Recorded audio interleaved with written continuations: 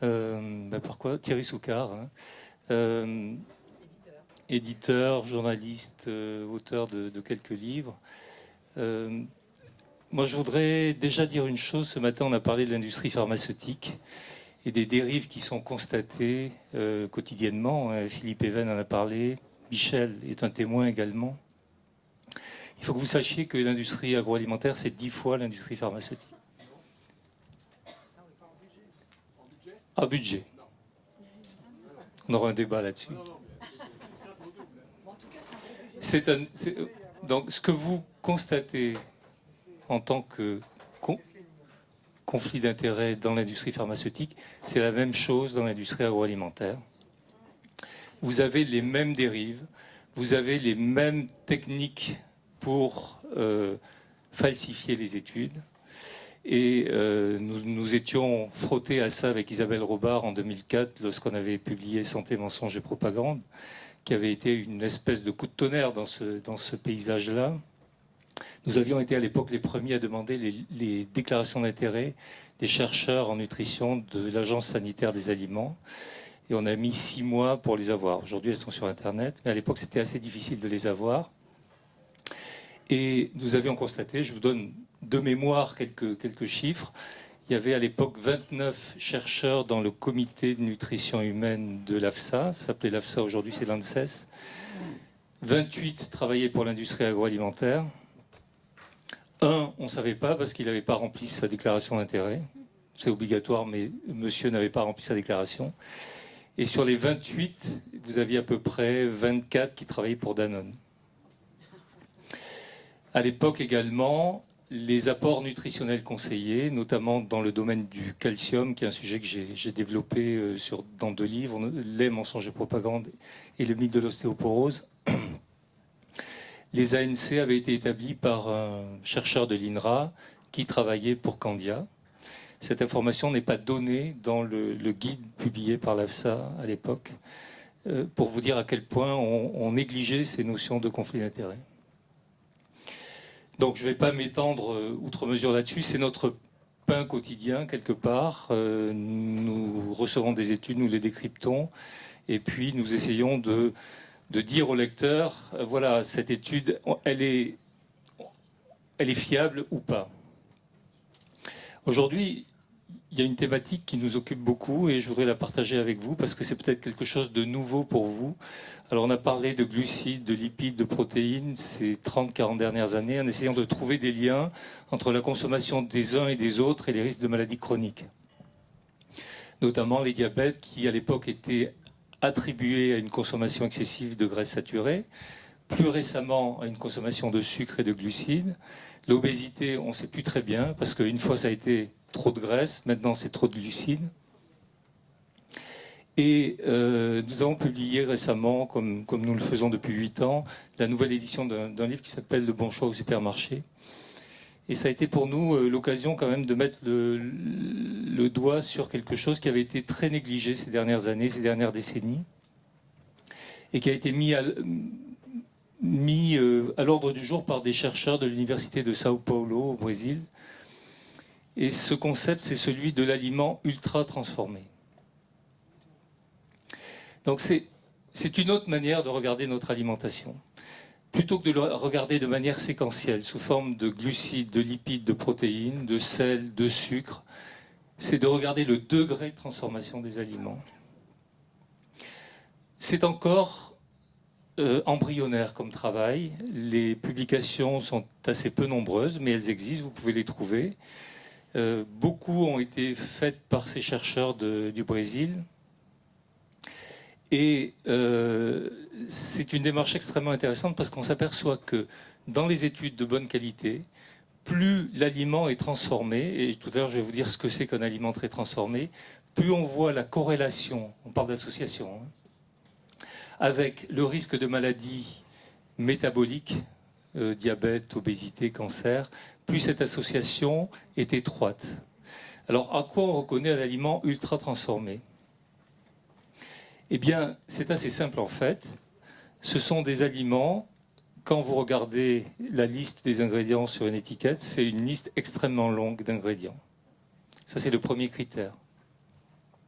Le deuxième critère, c'est que très souvent, ces aliments sont allégés ou sont présentés comme allégés, c'est-à-dire 0%. Vous allez au rayon frais, par exemple, vous voyez tous ces yaourts 0%. Amusez-vous à regarder ce qui a été mis lorsqu'on a enlevé les corps gras qu'il y avait dans le yaourt d'origine.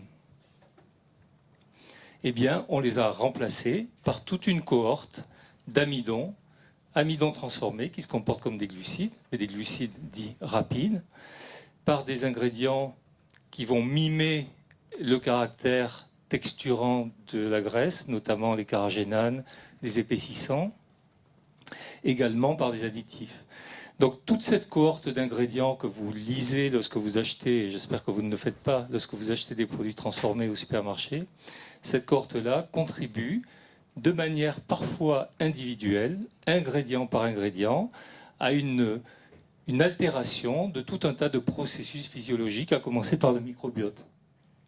Par exemple, on sait que depuis 2-3 ans, une équipe américaine a montré que les émulsifiants, qui apparaissent de plus en plus, non pas sous un nom E quelque chose, vous savez qu'il y a E suivi de 3 chiffres qui signent l'additif, ça les consommateurs savent que c'est un additif.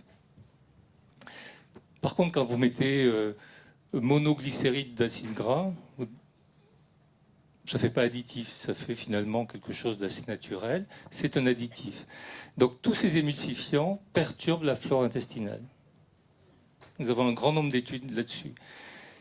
Et donc ce concept de se dire, on a renoncé à des aliments bruts qu'on achetait sur les marchés, qu'on cuisinait chez soi, pour favoriser cette culture de masse à un prix très bas, cet achat de masse à un prix très bas, cette consommation très rapide au supermarché, très pratique, c'est la praticité qu'on met en avant, hein, que le commerçant met en avant.